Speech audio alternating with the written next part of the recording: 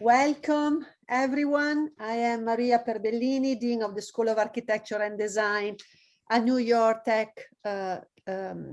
Institute of Technology. This event introduces and describes our participation at the 17th International Architecture Exhibition, Venice Biennale 2021, from May 22nd to November 21st, 2021.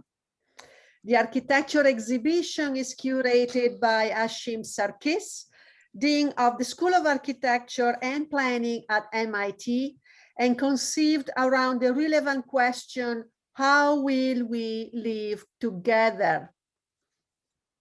Our faculty and student works, along with contributions from other researchers, architects, and designers, are featured in the Italian Pavilion, Resilient Communities, at the Tese delle Vergini in the Arsenale, sponsored and promoted by the Italian Ministry of Culture, General Direction for Contemporary Creativity, and curated by Alessandro MELIS, that is here with us today. Welcome, Alessandro. The school's faculty are also exhibiting at the European Cultural Center in Palazzo Bembo and at the Korean Pavilion Future School exhibition, curated by Hae Won Shin and commissioned by the Arts Council Korea. This difficult time has brought us the momentum to critically think about the future we want to have together and have a deeper conversation about change. Our participation to the Architecture Venice Biennale remarks our school's commitment to actionable strategies for a more responsible and inclusive approach to the natural and built environments, to the reinvention of our cities, to climate ambitions, advancing new knowledge while blurring disciplinary boundaries and working across fields and expertise. I am delighted to list an impressive variety of contributions from our faculty, students, and in general from our school. We are participating within the section Architecture as Caregiver. I am actually curating that section, and particularly the presence of NYIT. The exhibition is called Correlated Resiliences and is featuring SoAD student and faculty works at the Arsenale within the Italian Pavilion. We have within Architecture as Caregiver section the installation by Marcella Del Signore titled Aereo, that maybe we can see some pictures and images later. The exhibition Correlated Crises is a series of New York Tech's virtual events under the creative direction of myself, but also with the participation of a large number of faculty that are featuring the work that they have been doing on the topic of sustainability, resilience, urban design, and much more. And the virtual Italian Pavilion section within the Italian Pavilion is curated by Tom Kovac and Alessandro Melis. We are also present with a panel, Expanding Critical Computational Thinking, curated by Marcella Del Signore and Pablo Lorenzo Eiroa at the European Cultural Center in Palazzo Bembo.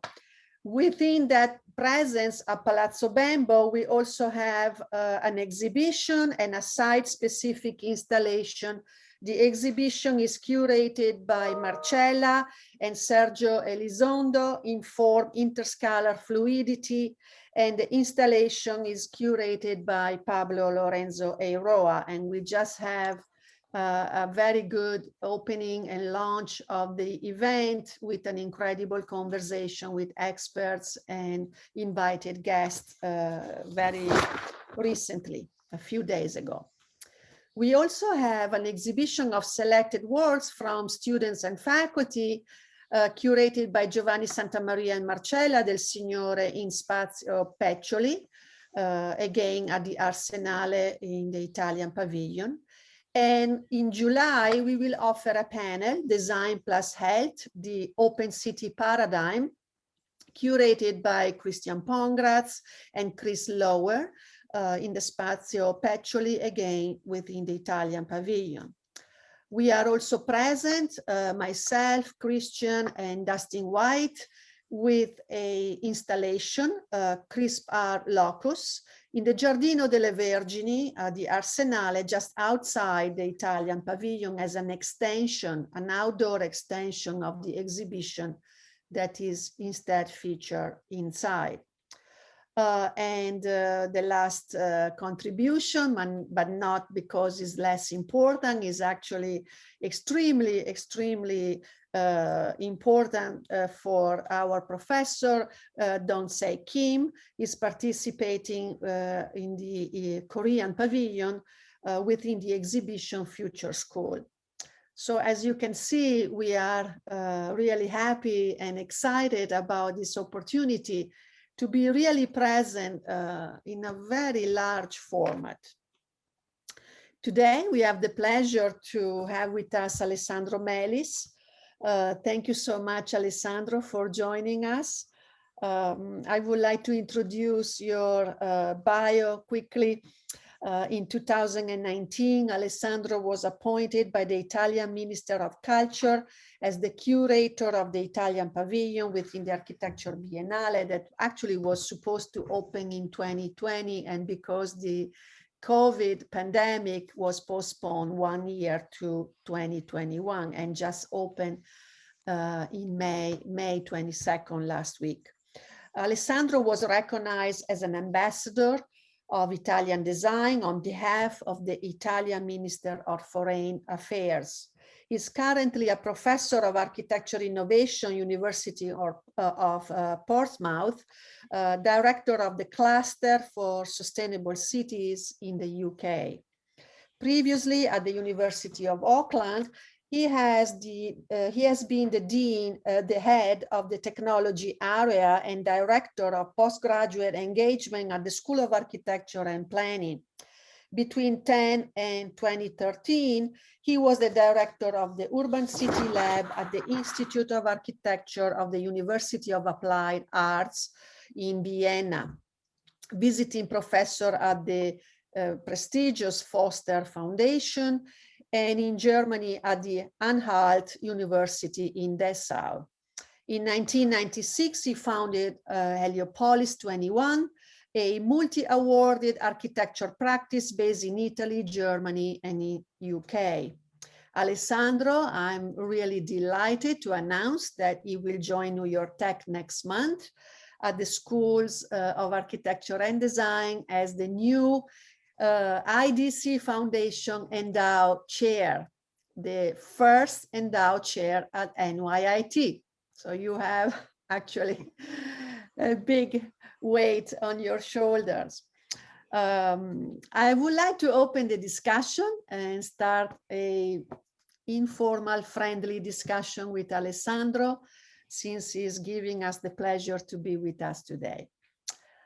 First of all, Alessandro, congratulations for a successful opening last week. How are you doing? I'm very tired, but happy.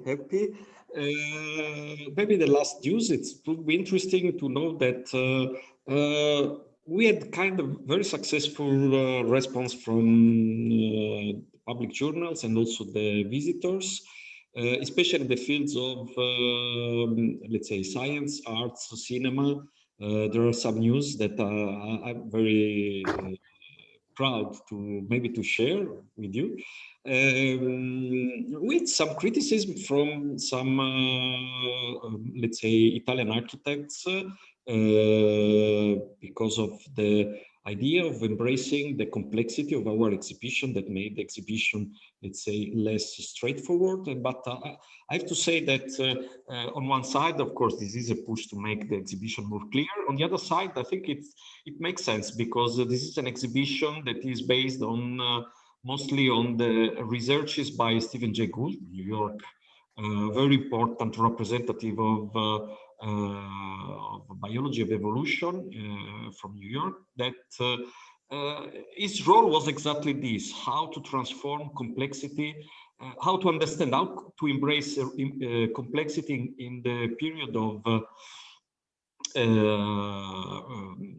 environmental crisis, knowing that the binary approach to reality is usually considered a problem there. So I'm very happy to the result, and it seems that now the idea of the Italian Pavilion as a lab is working very well. So basically, the government. Oh well, I forgot to tell the most important thing. The government. I don't know. I think I can say this. The government, our commissioner, the director of creative arts, said that this is one of the most successful Italian pavilion in their opinion. This is a pavilion they think will make an impact, and they are okay. They are officially stating that they think this is just a beginning. They wish to collaborate with us also in further initiative. They know that I'm joining you, so this is a new thing, a positive thing. That this means that there is a very keen interest by the Italian government to collaborate with us in the next months, I would say. Thank you, Alessandro. Hakim Sarkis, in a recent interview, said that asking the question, how will we live together, led him to unexpected answers and unexpected places from the participants, and ultimately to expand the geographic scope of the Biennale way beyond Europe. Sarkis talks about a planetary scale for architecture. What is the Italian Pavilion answer, and what did you put on display? And what are the spaces and experiences that the various displays enable? Well, of course, I don't know if this is a possibility. Of course, I can also share some images if you want later. Please. Yeah, oh, do you want to see now? As you feel comfortable.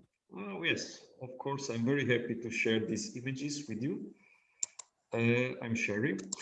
Well, I have to say that this is something that has been repeated many times in the Italian news and also by the visitors. It seems that what you said, the statement by Sarkis, are perfectly reflecting what we are doing in the Italian Pavilion. And despite the fact that we knew that the topic was how we will live together, but I would say that surprisingly we went in the same direction.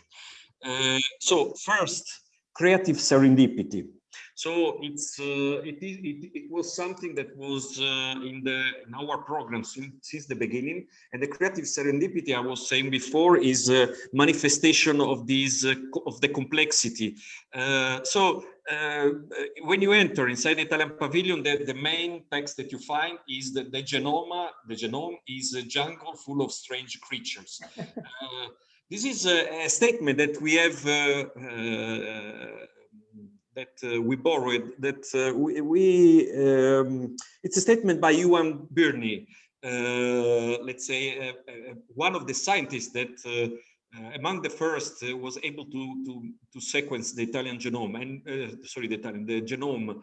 And what he realized is that genome, like the universe, we already know from physics, is absolutely no regular. It's chaotic, it's full of redundancy, diversity, and variability.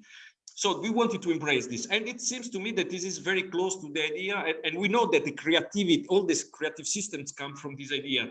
And so this is why I think that the statement by Sarkis that the scope went beyond the expectation and the creativity is really close to this perspective. This is why, as you can see, when I've been asked, Alessandro, can you give the photograph to put in the manifesto? I said, why I should do this? I give you my RMI as my representation, because this is the jungle full of strange creature. Is my mind is and this is the official manifesto. The second is, you can see also represented here. It's true. This is what we were stating since the beginning. How we can start discussing, how we can discuss architecture considering physical borders. This doesn't make any sense, but doesn't make sense because of ethical or moral reasons, which of course are important, but we are living in a world that, according to the niche construction, so according to the theory of evolutionary biology that you are embracing, the world is, the atmosphere is characterized by fluid dynamics. So we wanted to make a pavilion in which it was very clear that if I put a brick in my land, maybe in Italy, it's like a butterfly effect. This is this effect immediately, for example, a percentage of desertification in the sub-Saharan areas. So we cannot discuss about Italian architecture. We must discuss about how we work together to avoid that, we work together to understand this complexity. So as you can see, the Italian pavilion is highlighting here the need of a new, how can I say, understanding of this relationship between the city, the compact cities in our case, we are talking about Italy, and the nature represented by this cephalopod structure, this octopus. The reason is because in no cases we wanted to say that this idea of fluid dynamics, this idea of relationship with nature could be understood as a sort of romantic, how can I say, nostalgic way of thinking of the past. Nature is amoral, is not good or bad. It's something that we are part of. This was just the point, and we wanted to use cyberpunk. This is what, when I was saying some architects were a little bit, they say, oh, we don't understand cyberpunk as an architecture feature. And we said, this is exactly why we are doing this. And we established some principles here that you can, a decalogue. So we wanted to embrace diversity, to say that beyond being anti-fascist, beyond being against the predatory economies, beyond being against diversity, beyond being in favor of diversity, everything else is accepted. So we wanted to have a platform in which for all the participants was absolutely clear that freedom, confusion, disorder was well accepted as long as we agree on some precise element. So this is the Italian pavilion. As you know, is the biggest pavilion. So it's, in a way, it's a challenge because we have basically more than 2,000 square meters. And again, we wanted to be consistent with the discourse on resources. The climate change is at the center of the discourse. So we close the door at the beginning in this way. We do everything with the material we have inside. So this is, which is, by the way, the definition of nature that works always in economics and always functionally co-opting everything. So as you can see here in this image, you are simply saying that the Italian pavilion today is a transformation of the pavilion of arts. Nothing has went on in waste, and everything is there. And here you see what you, Maria, said. So there is an extension outside. This is a previous representation. So there are not all installation, but the Italian pavilion has this garden outside. This is what I mean. If we are not talking about national, this was kind of tricky to discuss this with the Italian pavilion, the government, because our pavilion is more than others has been nationalistic in a way. And we wanted to say, this is what we want to do. So the pavilion is just a beating heart of a community, which is not an Italian community, not only an Italian community, it's a worldwide community. And as you know, New York has a big role in this. It's very symbolic, New York, for Italians. So we thought that this was very important to involve these, also your involve you and all the colleagues in as a representation of these international, in this case, Atlantic community. As you can see, we are talking about exaptation, so we need to have machines that are bio machines that activate the existing space. You see here some of these, let's say, Leonardesque machines that have been inserted. Here you see the fact that at the end of the story, the Italian pavilion is designed exactly like a brain. I called you a Birni and said, look, please, can you accept that we use your statement, that we use your research with this? And I find this interesting because the British scientist and very informal compared to Italian, and he said, "Oh, that's kind of funny." And they say, "Yes, let's do this." It was human being. So here you are inside the jungle full of strange creatures. So at the entrance, we wanted to, our statement is very clear. Nature, as you know, nature comes from a word, Latin word that means birth. And we want to clarify that this is the birth we are talking about. It's not romantic birth. So we use the language of comics. This is done by Riccardo Burchielli, who is a comic designer for DC Comics. He is the author of one comic by Vertigo, which is called DMZ. And I asked him, look, Riccardo, I want the first image must be about nature and birth, because this is the key of the discussion. And this image must not be, I don't know, the word, preferred word in English is not consolating. Does it make sense? Consolatory. Yeah. Yes. Consolatory. Consolatory image. So here, this is what you see at the beginning, and probably you know why some Italian architects were not so happy, and some other people. The first image. But as you can see, what we wanted to create is this idea of small Italian compact city. If you watch from top, as you could see, it's like watching the map of Camillo Sitte. So there is not one precise path. Is influenced by the idea of the derive by Guy Debord. So we wanted this to become an experience every time different. So here, this is the heart of the project, and this is, let's say, my, let's say, these are the curatorial installation. So I established in the first section, which is called acceptation, all the rules of the game. So this is the you can call the first place, the first square with the rules of the games. Here I'm explaining what is acceptation. Acceptation is the indeterministic mechanism of natural selection, which is based, as I said, on the disorder, on variability, diversity, redundancy. So here we are saying that the future during climate crisis like the one that we are facing, our future depends not on deterministic, on our possibility to know what the future is, but instead to create shapes, to create structure that are diverse enough to be coopted functionally in scenarios that we cannot expect. So this installation is called spandrel. Spandrel is the word for this structure. And interesting enough, Stephen Jay Gould was referring to the spandrel of San Marco Church. What is it? Of course, you know me, everybody is starting to know me, and I'm a chatterbox, so I will try to be quicker a little bit now. No, please, it's interesting to. Okay, if I'm. Go ahead.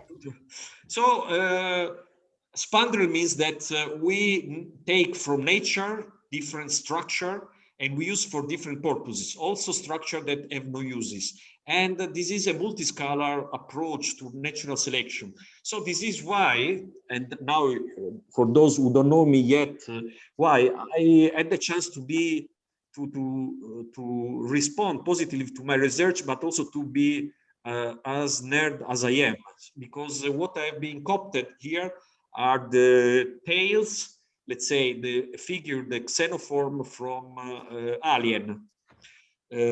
So I've designed this structure containing the eggs, the alien eggs, okay, in these trees. What happened, and this is the functional cooptation that can cross different disciplines and different uses, is that instead of using this for the alien eggs, inside these eggs you find this biosphere, control, temperature, humidity, and light. You have the test tubes coming from the Botanic Garden of Padua, and they contain the rare seeds of food plants two notes that are very important. About this, I'm very proud as an Italian in this case. The Botanic Garden of Padua is the most ancient botanic garden in the world, by far the most ancient botanic garden. It has been established in the half of the 16th century. And so this is a signal for me, which is very important, because we know that the climate change is affecting the access to food production. And this is very important for a country like Italy, where the biodiversity, which is a leader in the food biodiversity. So we wanted to give a sign of the fact that at the beginning of the Italian pavilion, you have seed banks of food plants protected by alien shelter. Here in the back, you see that we have a LIS, the language, everything is accessible. We have a lot of sensory. I think this is also a novelty for the Italian pavilion to have everything is accessible. On the left, you see what we call data frame is a collection of precise data information regarding exactly the fluid dynamics of the planet. So all the problems don't belong to a single area, but the single region, they belong to a shared world community. This is mutual aid. Mutual aid is an installation done by Peanut. And what you see here is not only an internal garden. What you see when you see the plant with this structure, basically what you are watching is a system of air treatment system. Very, very economic and very functional. So the air comes inside this tube where you have the plant. There is a tube going under the soil and going out in these tubes that you can see here. And basically you can, we have a circulation of air and the exchange of air, very effective. We have sensors. So again, also in this case, this is a lab.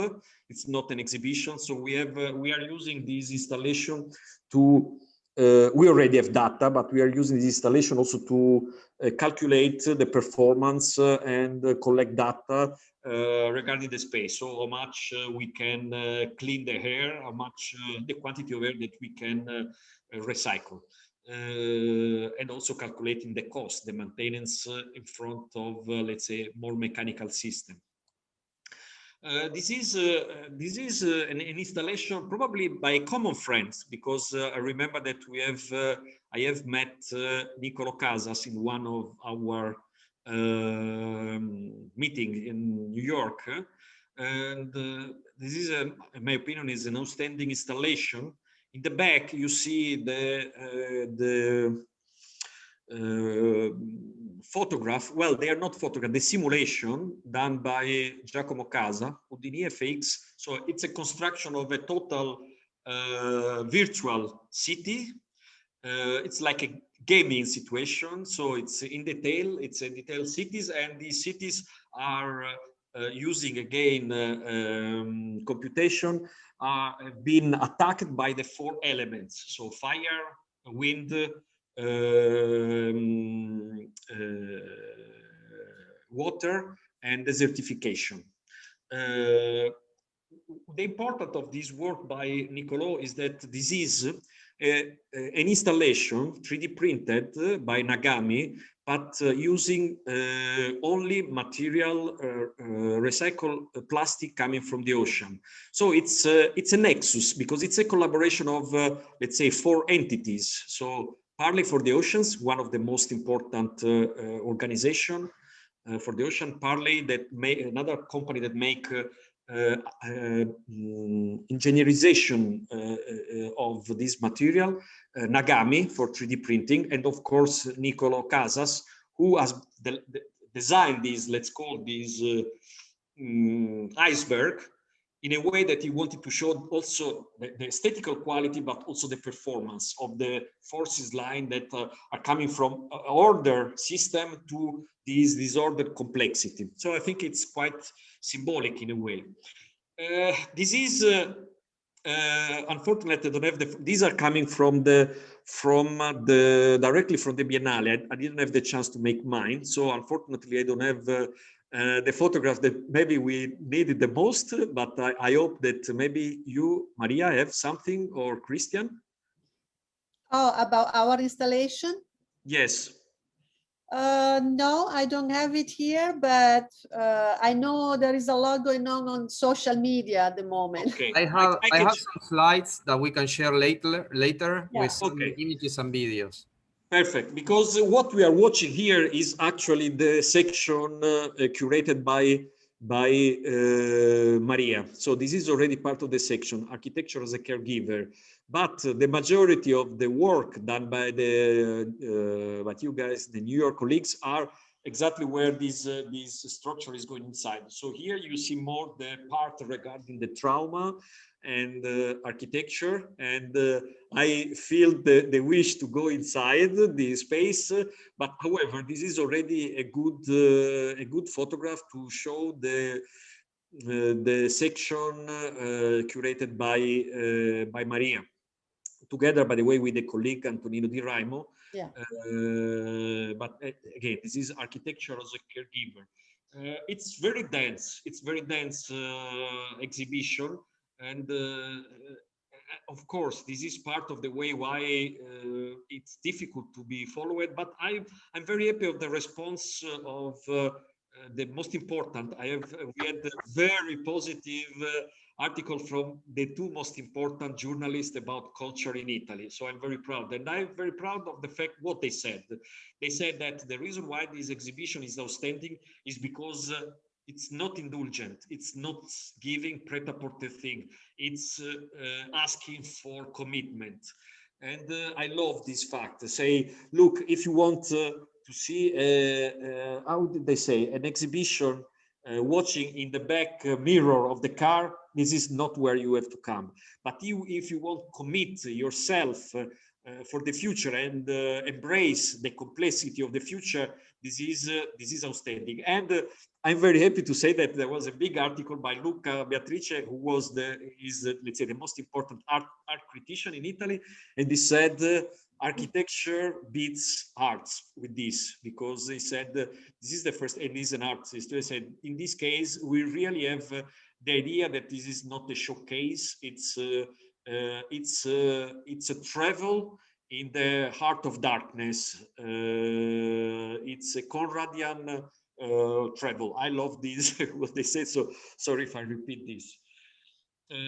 This is another section that regards, by the way, I find interesting here, this is a section it's about the media city and about recovery of material. I left all the freedom to the artists. So here you see one of the few things that I don't like, but of this exhibition, I hope that nobody, the colleague will be not offended. I'm not talking about the installation, which is a part of the topological researches of Vittorio Giorgini. I don't like the recovery of the clothes with the Italian flag. So I try to, I found this a little bit, but again, this is part of the freedom of the colleagues working in this project. I find interesting this about the topologic surface, because as far as I know, Vittorio Giorgini was a marginalized architect in Italy, and I remember that he found his way as a professor in New York, if I remember correctly. I think at Pratt. So it's kind of interesting situation. It was too unconventional for Italian standard. This is the boulevard of the media cities in Italy. It's a sensorial passage to the Italian context. Here you will see the pavilion from arriving from New Zealand, because this is the section of regarding the discourse on seismicity, resilience and seismicity.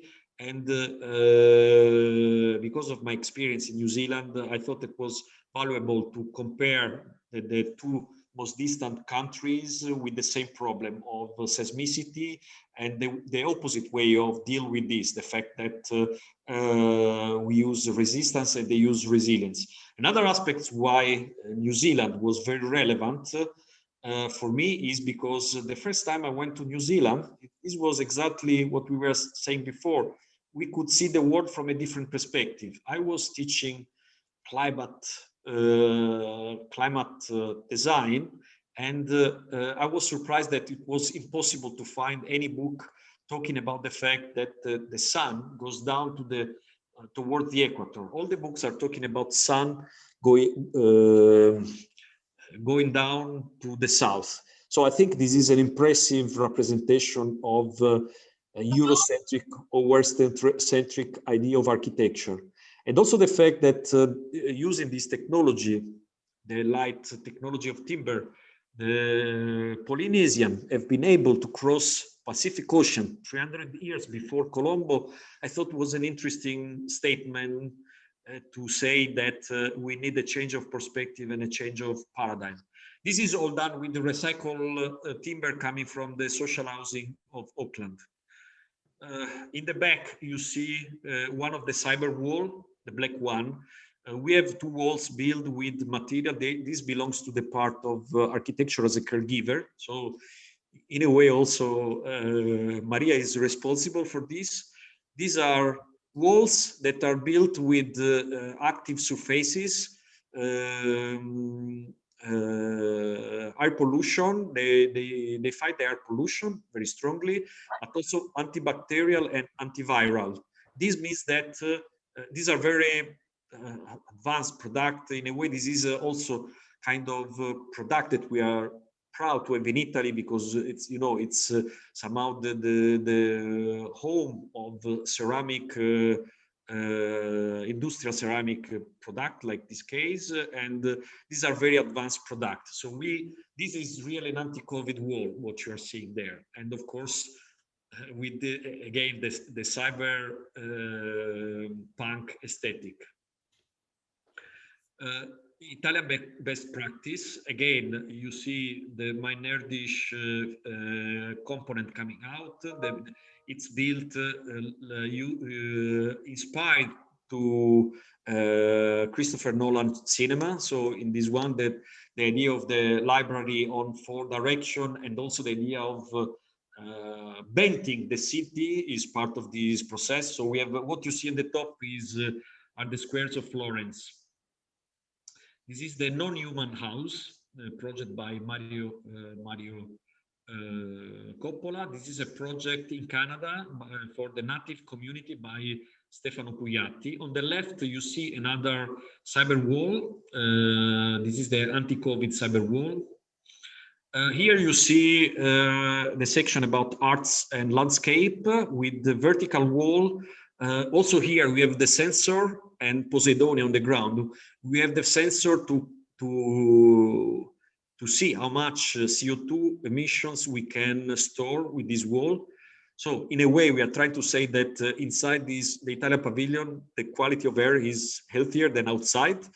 And on the ground, also the Poseidonia is a storage, is a tank of salt. It's not appropriately the right word, but it's let's say it's a way to store minerals that are positive to the biodiversity, that are positive effect. And this is my favorite one, because it's synthesis of all. This is Genoma. Genoma is again a multiscalar installation in which many of the things you have seen before are all put in a system all together. So Genoma is really the representation of the jungle full of strange creatures. And in this case, again, it's not a symbolic representation of Genoma. It's an architectural structure, 300 kilos per square meter. So this means that what you see here is theoretically a house. And inside the house, you can see that there is really an experiment where inside the columns of the house, you have biospheres that contains hydroponic, aeroponic systems, and they contain slime mold that works as a living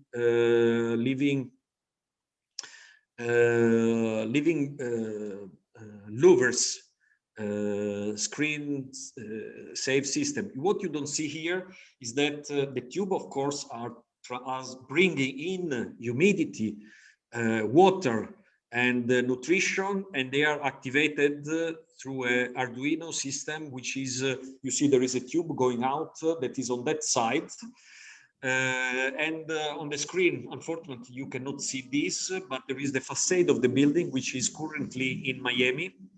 And it's called Borboleta, where you will see also the fact that this Genoma, which is the structure of the building with the full symbiotic environment. I forgot to mention also the farming of cricket and the farming of mealworms. So in one of these spheres, we can put the polystyrene because the mealworms have this characteristic. We have big research on this in the cluster for sustainable cities. They can process the polystyrene and transform in organic material. So we have been able to align these to the seasons.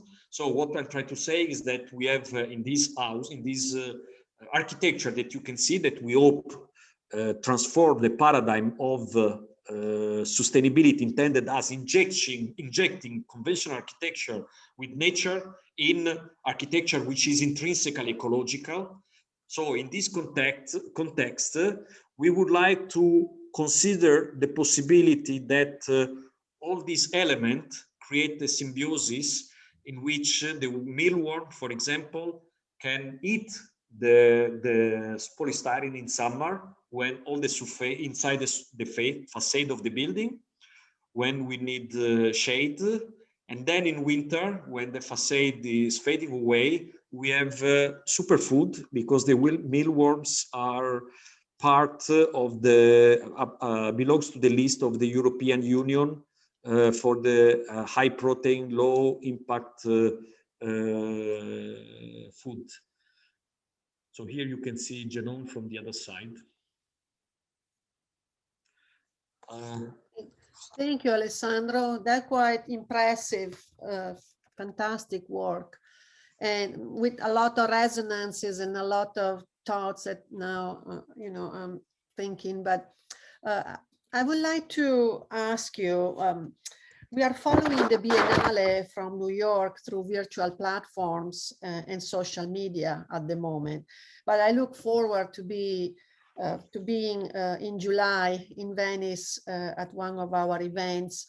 And it's clear to me the intent to infuse the perception of the exhibition with more accessible and essential elements.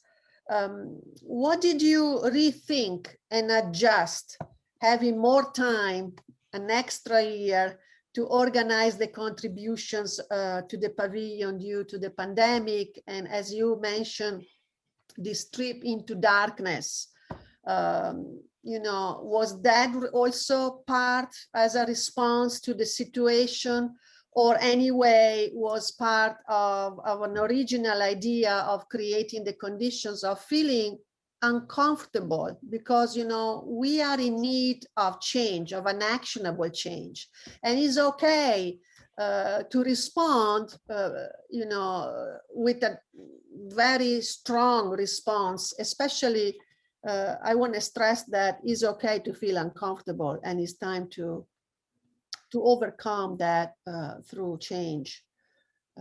So what did you rethink, readjust? What was the opportunity there, having an extension?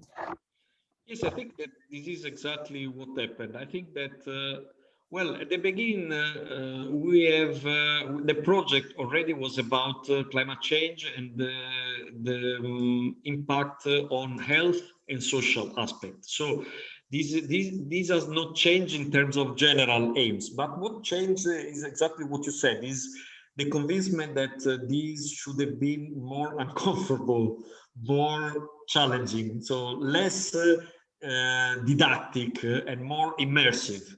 Of course, one of the adjustment was for sure the introduction of a virtual section. You are part of this, and of course, as you can imagine, this was part of this process. This came quite late in the project, and we wanted to increase the complexity. As you know, we never, like other pavilion did, we never thought to transform the Italian pavilion in a virtual pavilion, like other, I don't know, Russia, for example, did like this, because this is exactly the opposite of what we think. So they embrace the complexity. We don't think that video killed the radio star. We think that is the opposite. It's like an increase of possibility. So we wanted, as you know, to create a NAT where we can have, we can enrich our proposal with the virtual perspective, but it's not the general thing. On the opposite, as you rightly said, we thought it was even more important while everybody was saying, oh, we have to change the city because we have to respond to the symptom, make larger street. We did the opposite. We make more compress, more compact, more density in the city. I totally agree with, by the way, he is one of our advisors, with Richard Sennett. We need to distinguish what is the symptom and what is the problem. The symptom is the COVID. This is not the problem. The problem is the lack of acceptance of complexity, which in a way can be also said of systemic or strategic perspective. So the reason why we have the COVID, like Ebola, is because we had the human pressure, the city have not been able to be intrinsically ecological and be starting pushing and competing with nature, while we know that this was a problem. So we did the opposite. We did the opposite. We are treating all these aspects like symptom, and we wanted people feel that there is something to go beyond. There is one project that is about this, but maybe I will tell you a little bit later. Thank you. And now, because we are actually, the conversation is very interesting and I would keep going, but we have some time frame here that we have to respond as well. So maybe Pablo, Marcella, I'm not sure who is in charge of this. We can run maybe work. Yeah, exactly. I was hoping to show our participation, yes. NYIT School of Architecture and Design. So let me set this up.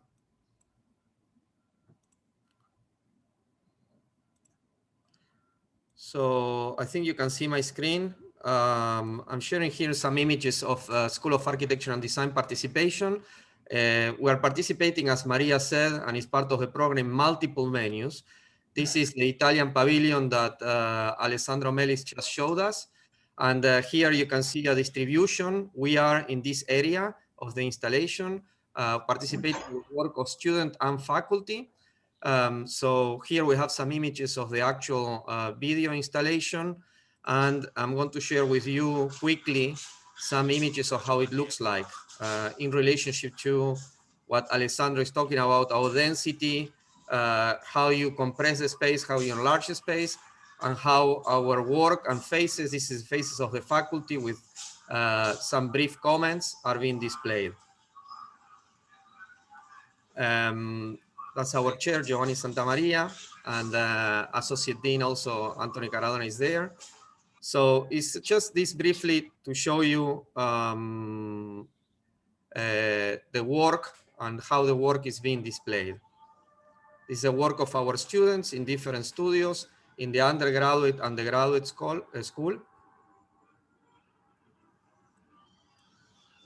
We have a variety of different representations addressing our main curatorial issue is what Alessandro mentioned, is how do we address that these crises are correlational, right? So we have environmental crisis, we have health crisis, we have social equity crisis, right? Different types of crises and how we address them together.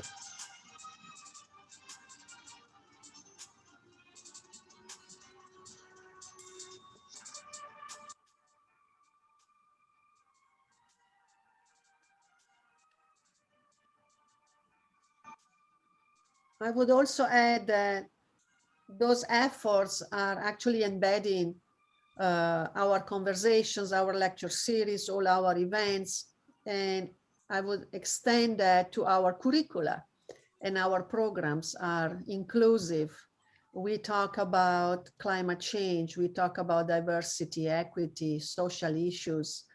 We are really permeating the curricula and the development of our school, embracing those important, significant issues that are globally significant to prepare our students to be more responsible citizens. And of course, more responsible architects and designers.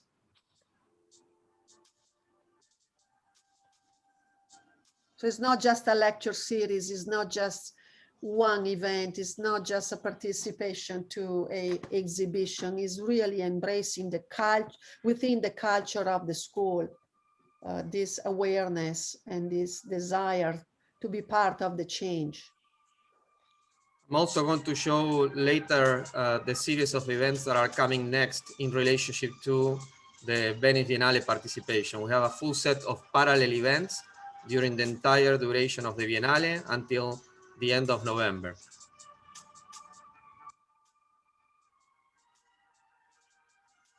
Yeah, all our conversations, dialogues, lectures, guest speakers, anything that we will produce and will be hosting in our school will be downloaded in the virtual Italian Pavilion platform until November. So it will be a continuous feeding, a continuous presence,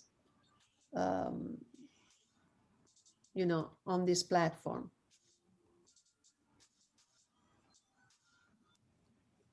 This is also the installation by our faculty, Marcella Di Signore Aereo, that I have some images of, that is also part of the Italian Pavilion. And this is the installation by Maria Perbellini, Christian Pongratz, and Dustin White, which is outside in the Giardini of the Italian Pavilion, which is an amazing demonstration of our talent and our design skills in terms of not only design, but also in terms of fabrication and the possibilities of our resources, right? So congratulations, Maria, for the installation. It's beautiful. Well, it's supposed to be 3 times bigger, and it's supposed to embrace 3 of the arches. But then we, because the idea was to create an open space of reflection with the idea of the water of Venice, the panel in the back is actually resembling the water, was not possible to have a real water element there. But so we were creatively dealing with the idea of it. And is a moment of pause, a moment of reflection where people can sit, and is also an observation point of the Laguna and the Arsenale. So it has several meanings, and is an homage to Venice, of course, with the Murano glasses and the waving. But it's supposed to be 3 times bigger. Well, it's and big we didn't enough. have the budget, so that's what. It's pretty big, actually. It's also interesting to see from the top.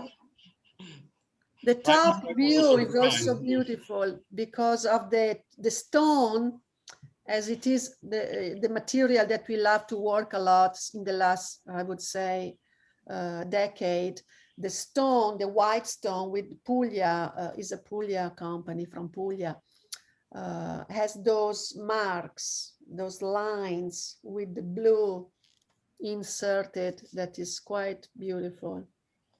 Maria, can I tell you something? Because maybe this is a little bit not regarding the architecture itself, but how it works. But I love this one because I had at a certain moment, I had to fight a lot during the opening, after the opening, about your structure, because somehow everybody was going, do you know this? That everybody was going there and everybody was loving this. And at a certain moment, they came to me and say, excuse me, you have to tell us what to do. There are dozens of children trying to play and having fun there, but it's dangerous. And I had to, was kind of impressive, honestly. So I don't know if this was expected, but no, it yeah, worked very well. Our intent was to attract people to sit. Yes. And there is an image that Dario sent us where actually was the Minister Franceschini I saw, you know, when you open Yes. on the 21st, I believe, or 22, I don't remember. And there is an image that Dario took, a photograph. Everybody they were sitting there.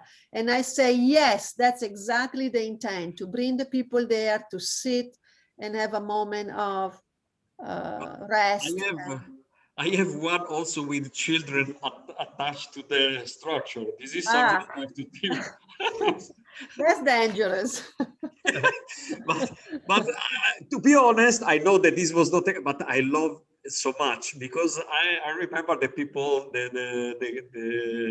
how do you say, the guardian say we cannot keep the youngster out of the structure. They are like attracted, like going there. So it was, I mean, from my perspective, it was really wonderful. I was concerned that somebody would have stolen the beautiful Murano pieces that are inserted in the wall. They are real glass, one by one, handcrafted. We designed them digitally, but then they reproduce with the Murano glass each and all of those pieces. These are so beautiful. That's amazing because the Murano glass has this idea of making a parametric distortion, right? Yeah, Which is beautiful. yeah, exactly. So there is a materiality implicit in terms of the computation, right? Mm-hmm. And the dialogue between the different materials, the metal, the glass, the stone, the bricks. Also, the bricks are part of the conversation. Of course, we have to go with a limited budget, but that was, you know, for us. Also, the colors, you know, we decided about also including the colors of the bricks that were actually reacting to the whole installation as a massive presence. So the contrast, right, between the heaviness of the bricks and instead what a material like the metal could actually instigate as a reaction to it. I don't know if it was a correct explanation, but when Brunette asked me to describe, and I described your work, I told them, look, of course, they see that is a beautiful piece and a possibility like a resting place, etc., etc. But I told them, yes, this is what you immediately see, but I knew that he liked this and he loved this. So I hope that it worked for you. I said, what you're actually watching is a map of Italy. It's a map of let's say you are crossing in one structure, you're crossing a map of stone, material, and technology that belongs to Italy in different ways. So it's like a sort of geographical installation. Yeah, that's true. We also have some other more images. Please, I don't know if you want. Go ahead. So we have also Dong Sei's participation in the Korean, the Korean Pavilion, which is great. We also have our participation in the Palazzo Bembo, because I know that we're running out of time, so that's why, you know, I'm pushing forward the discussion. But this is exhibition of work, of teaching students' work at Palazzo Bembo, which includes a site-specific installation. And we also have, finally, I just want to show the virtual Italian pavilion, which Maria, you were talking about, which we are including the work of faculty as well, right? Yeah. So Maria is the creative director, as mentioned before, of the virtual Italian pavilion, which is going to be a series of events that are going to continue throughout until November 25. And we have about 12 events that we are going to be uploading there. This is, Maria is part of one of the creative directors curated by Tom Kovac, and also Alessandro Melis are the both curators of the virtual Italian pavilion, and includes work of faculty. This is our project from e-architects dealing with environmental crisis, but we also have a video here of the different faculty work. I don't know if you want me to spend just a couple of minutes showing this. Yeah, absolutely, because this is really the whole community participated to this. So I'm pleased to give the space to everybody, as you deserve to be recognized more than I deserve to be recognized.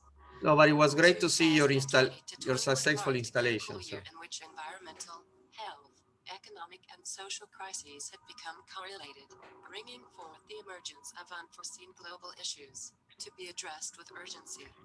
This creates opportunities to discuss how architecture, design, and urbanism can disclose implicit parameters and activate sustainable structural transformations in our ecological, social, and built environments.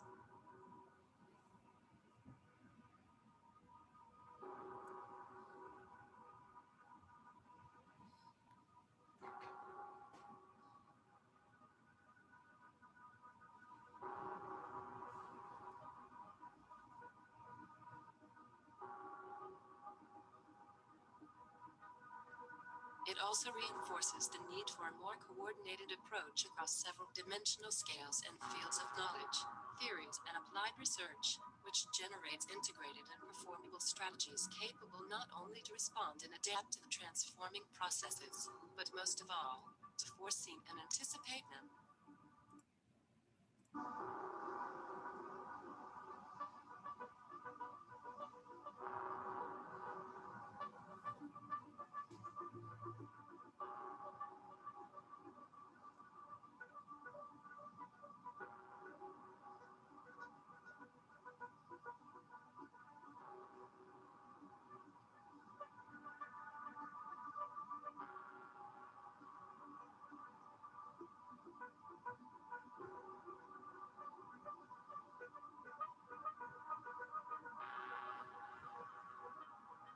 From how reality is measured and validated, to automation and computational thinking, work and research of students and faculty at the School of Architecture and Design of New York Institute of Technology aims to question possibilities for disciplinary actions to proactively participate to the change fostering resilience.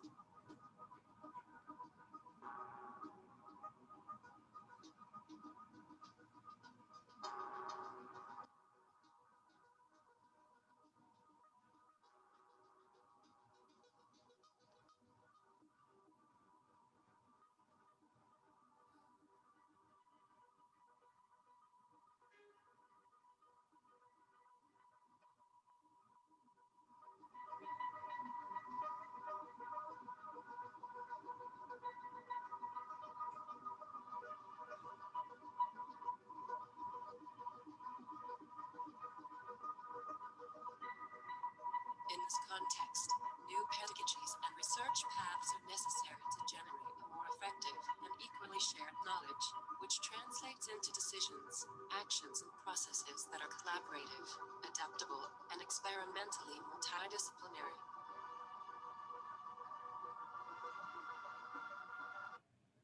And this is finally our upcoming series of events. We have just continuing the discussion of the virtual Italian Pavilion. We have our next event on June 23rd, so I welcome everybody to join us. And we have, as Maria, you were mentioning, in July 6th, another event, July 15 and August 28, and then we start our regular lecture series and events that are also going to be part of the Italian Pavilion in the next fall semester. You are muted, Maria. Thank you, Pablo. And we have much more to show at the Spazio Peccioli.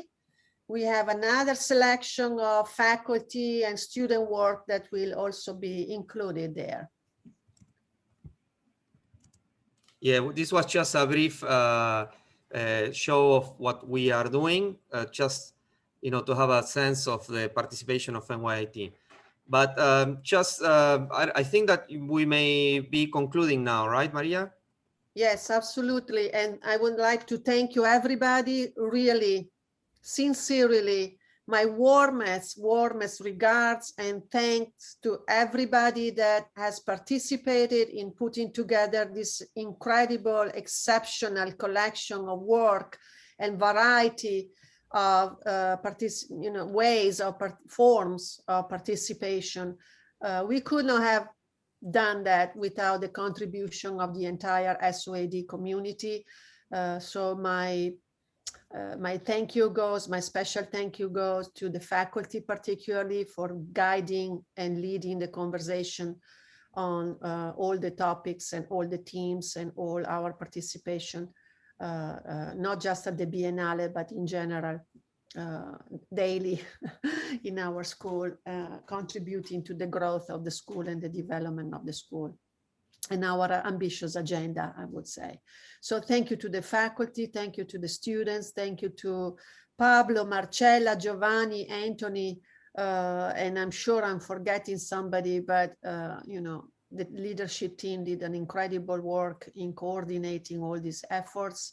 Thank you to Dustin White as well for collaborating with me and Christian, and all the people that are participating today, tomorrow, during the summer, that make this possible. Of course, my last thank you, but not because it's the last and least important, is actually the most important, to Alessandro for giving us the opportunity to showcase and display what we do. And we welcome you again to our school. We are very excited about it. And thank you. Your pavilion is really, really incredible. Congratulations for your amazing work. Thank you, but I have to thank you because really your input and your contribution to this pavilion was kind of massive and super, very positive and very impactful. And yes, you gave us a lot of more contents and power. Thank you very much to you all, guys. Really, I know that, you know, Marcella, you know that how many efforts and difficulties you've done. Magic, let's say magic. No, Marcella, I'm just saying because I know all the difficulties in, but you all guys have been fantastic. Yeah. And your team as well, they have been really, really fabulous to work with. Dario did an amazing job. We will never forget Dario. It was available, I think, around the clock. Everybody else is the same. Your team, your curatorial team, they were with us. Besides the 6-hour time frame difference, they were always answering the phone, always picking up the phone. I was left for kind of months. Amazing. So it was a pleasure working with all of you, really. It's a great pleasure. And also, we are also happy to say that we're going to have a series of publications in which we're going to be able to look more carefully all the faculty and student work and the participation in the multiple events. So the books are going to be actually, that's one, the catalog. Yeah, I was forgetting. We have amazing, by the way. Thank you. So thank you, Alessandro, and thank you, Maria, for your leadership in organizing these multiple events. And thank you, Alessandro, for doing such a titanic work at Italian Pavilion and organizing this world international event and allowing us to participate and contribute to it. Thank you very Alessandro, much. if you can stay on, we can stop recording and wishing all